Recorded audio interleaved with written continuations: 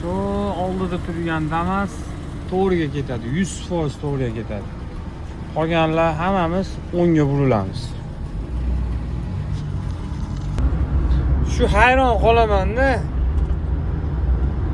To'g'riga ketadigan odam o'ngga buriladiganlarni yo'lini to'smasa bo'laveradi-yu, nima?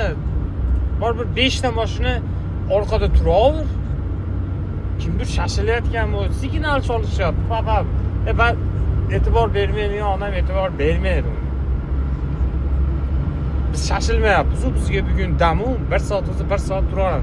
Lekin kimdir shashilayotgan bo'lib qolishi mumkin. Mana biz go'zal masjidimiz.